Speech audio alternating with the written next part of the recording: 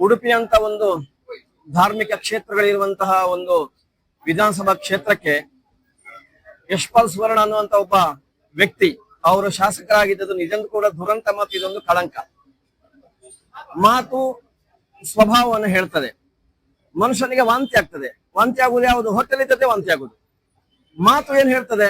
ಮಾತಾಡುವುದಂದ್ರೆ ಮನಸ್ಸಲ್ಲಿ ಇದ್ದದ್ದು ಹೃದಯದಲ್ಲಿ ಇದ್ದದ್ದೇ ಹೊರಗಡೆ ಬರೋದು. ಯಶ್ಪಾಲ್ ಸುವರ್ಣ ಅವರ ಹೃದಯದಲ್ಲಿ ಇರುವಂತಹ ಭಾವನೆ ಏನು, ಅವರ ತಲೆಯಲ್ಲಿರುವಂತಹ ಆಲೋಚನೆಗಳು, ವಿಚಾರಗಳು ಏನು ಅನ್ನೋದು ಅವರ ಮಾತಿನ ಮೂಲಕವಾಗಿ ಹೊರಗಡೆ ಬಂತು. ನಿಜಕ್ಕೂ ಇದು ನಾಗರಿಕ ಸಮಾಜ ತಲೆ ತಗ್ಗಿಸುವಂತಹ ಒಂದು ಹೇಳಿಕೆ. ರಾಜಕಾರಣವನ್ನು ಬದಿಗಿಟ್ಟು ಯೋಚನೆ ಮಾಡಿ. ಒಬ್ಬ ಜನಪ್ರತಿನಿಧಿ ಅಂದ್ರೆ ಏನಿರಬೇಕು? ಅವ ಎಲ್ಲರ ಪ್ರತಿನಿಧಿ. ಆಯ್ಕೆ ಆಗುವುದರ ಮೊದಲು ಅವನ ಬಿಜೆಪಿ, ಅವನ ಕಾಂಗ್ರೆಸ್, ಮತ್ತೊಂದು ಪಕ್ಷಗಳನ್ನು ಗುರುತಿಸಿಕೊಳ್ತಾನೆ. ಗೆದ್ದ ಮೇಲೆ ಅವನ ಜನಪ್ರತಿನಿಧಿ.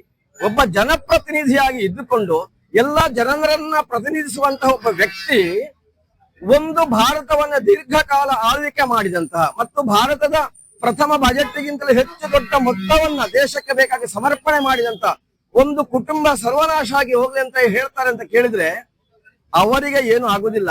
ಇವರ ಒಳಗಿನ ವಿಷ ಇವರನ್ನೇ ನಾಶ ಮಾಡ್ತದೆ.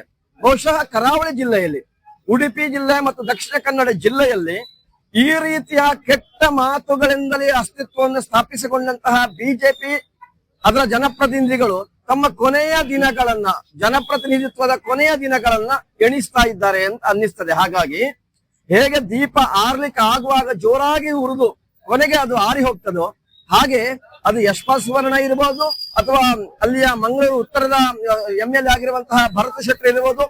ಇವರ ಎಲ್ಲರ ಕೆಟ್ಟ ಮಾತುಗಳು, ಪ್ರಚೋದನಾತ್ಮಕ, ನಿಂದನಾತ್ಮಕ ಮಾತುಗಳು ಇವರ ರಾಜಕೀಯ ಸಾಮಾಜಿಕ ಬದುಕಿನ ಅಂತಿಮ ಹೇಳಿಕೆಗಳಾಗಿದೆ ಅಂತ ಈ ಸಂದರ್ಭದಲ್ಲಿ ಹೇಳಿಕೆ ನಾನು ಬಯಸ್ತೇನೆ.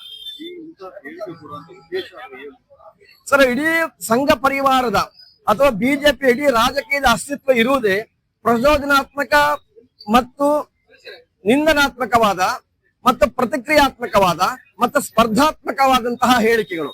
ಪ್ರಚೋದನಾತ್ಮಕ ಹೇಳಿಕೆ, ಸ್ಪರ್ಧಾತ್ಮಕ ಹೇಳಿಕೆ ಮತ್ತು ಈ ರೀತಿ ನಿಂದನಾತ್ಮಕ ಹೇಳಿಕೆಗಳು. ಅವರಿಗೆ ಮತ್ತೆ ಮುಂದಿನ ಬಾರಿ ಅವರಿಗೆ ಸೀಟು ಸಿಗೋದಿಲ್ಲ ಮತ್ತು ಅವರು ಸೀಟು ಸಿಕ್ಕರು MLA ಆಗೋದಿಲ್ಲ ಅನ್ನೋದು ಅವರಿಗೆ ಖಚಿತ ಆಗಿದೆ.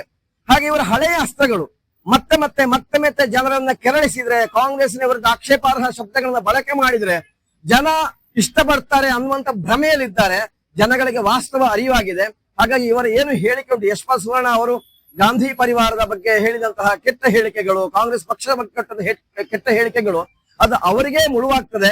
ಮಲಗಿದ್ದಂತಹ, ನಿದ್ರಿಸಿದ್ದಂತಹ ಅಥವಾ ನಮಗಿದು ಬೇಡ, ಈ ರೀತಿ ರಾಜಕಾರಣಕ್ಕೆ ನಾವು ಹೋಗುದು ಬೇಡ ಅಂತ ಯೋಚನೆ ಮಾಡ್ತಾ ಇದ್ದಂತಹ ಕಾಂಗ್ರೆಸ್ ಪಕ್ಷದ ಸರ್ವಸಾಮಾನ್ಯ ಕಾರ್ಯಕರ್ತರನ್ನ ಬಡಿದೆಬ್ಬಿಸಲಿಕ್ಕೆ ಯಶ್ಪಾಲ್ ಸುವರ್ಣ ಅವರ ಈ ಹೇಳಿಕೆ ಸಾಕಾಗಿದೆ. ಅವರು ಬಿಸಾಡಿದ ಕಲ್ಲು ಅವರ ಸಮಾಧಿಗೆ ಆಗ್ತದೆ. ಇದು ಅವರ ರಾಜ್ಯಕ್ಕೆ ಸಮಾಧಿಗೆ ಉಪಯೋಗ ಆಗ್ತದೆ. ಅವರು ಬಿಸಾಡಿದ ಕಲ್ಲು ಕಾಂಗ್ರೆಸ್ ಪಕ್ಷದ ಗದ್ದುಗೆಯ ಫೌಂಡೇಶನ್ಗೆ ಕಲ್ಲಾಗ್ತದೆ. ಅವರ ಪ್ರತಿಭಟನೆ ಒಂದು ಭಾಗವಾಗಿದ್ದು ಕಾಕ್ರೋಚ್ ಪಾರ್ಟಿಯ ಗೆಲ್ಸು ಕೂಡ ಅವರು ಅಲ್ಲಿ ಕಾಕ್ರೋಚ್ ಪೋಸ್ಟರ್ಗೆ ಹೊಡೆಯುತ್ತಾರೆ, ಅದೆಲ್ಲ ಮಾಡ್ತಾರೆ. ಅಂದ್ರೆ 2 ತಿಂಗಳಿಂದ ಕೂತಿರುವಂತಹ ಪಾರ್ಟಿಗೆ ಇವರು ಇಷ್ಟೊಂದು ಫ್ರಸ್ಟ್ರೇಷನ್ ಒಳಗಾಗಿದ್ದಾರೆ.